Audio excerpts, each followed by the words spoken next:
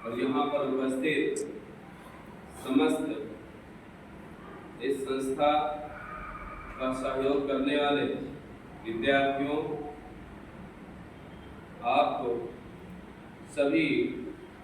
पहले से ही अवगत है 132वीं बाबा साहेब भीमराव अम्बेडकर की जयंती मनाई जा रही है। आज भीमराव अम्बेडकर के विचार कहाँ तक प्रासंगिक हैं, इस पे भी चर्चा पर चर्चा करने का विषय है। अम्बेडकर जी द्वारा बनाया गया संविधान हमें क्या देता है, इस पे भी चर्चा पर चर्चा करने का विषय है। संविधान एक ऐसी पुस्तक है जो एक जीवांत है, ये सतत रूप से आगे बढ़ाती रहेगी इस देश को। ये संविधान इस बात का भी गवाह है कि इस देश पर कोई आताताई या कोई ऐसा शासक, क्रूर शासक नहीं होगा जो किसी भी धर्म या किसी जाति या किसी व्यक्ति विशेष के द्वारा चलाया जाए या उनके अधिकारों से उन्हें वंचित किया जाए। ये चाहे वो जिस समाज का व्यक्ति हो, कल्पना करो कि कोई ऐसी समाज जो समृद्धशाली है वो सत्ता के शीर्ष पर आ गई, तो वो दबे कुचले तबके का आक्रमण नहीं कर सकती है, क्योंकि संविधान उसके बीच में खड़ा रहेगा। कल्पना करो कोई छोटा आदमी, छोटी जाति या समुदाय का या किसी भी धर्म विशेष का आदमी देश के संविधान की सौगंध खाकर सत्ता प्राप्त करता है, तो भी संविधान उन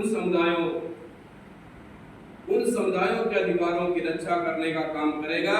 जो उसके कार्यों से, उसकी चीजों से असहमत प्रकट करेंगे। कुल मिला के भारत का संविधान देश के प्रत्येक उस व्यक्ति के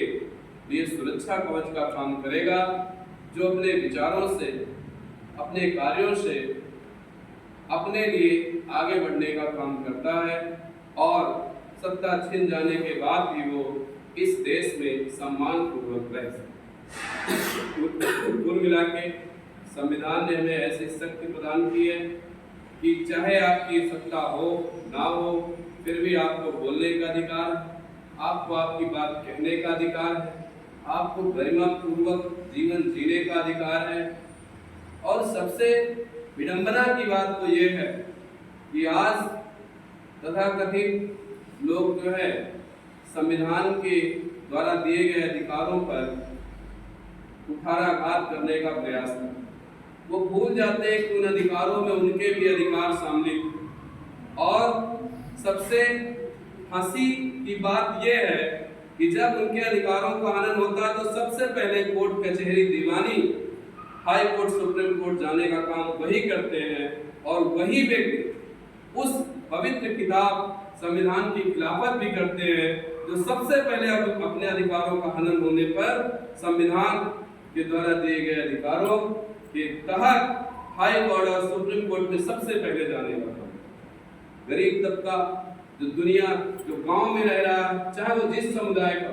कोई गरीब व्यक्ति है, उसके ऊपर कोई अत्याचार होता है तो पहले वो तो सीधा न्यायालय तक ही पहुंच जाए, पुलिस तक ही पहुंचने में उसके आफत पड़ जाते हैं और वो तो अपनी जिंदगी को ही चलाने में व्यस्त है। तो इसलिए संविधान का अधिकार भी वही लोग द्वारा प्राप्त किए गए अधिकारों का पालन भी या अपने हक में वही लोग उठाते हैं जो कभी कभी तथाकथित रूप से इसके ऊपर हमलावर भी होते हैं। खैर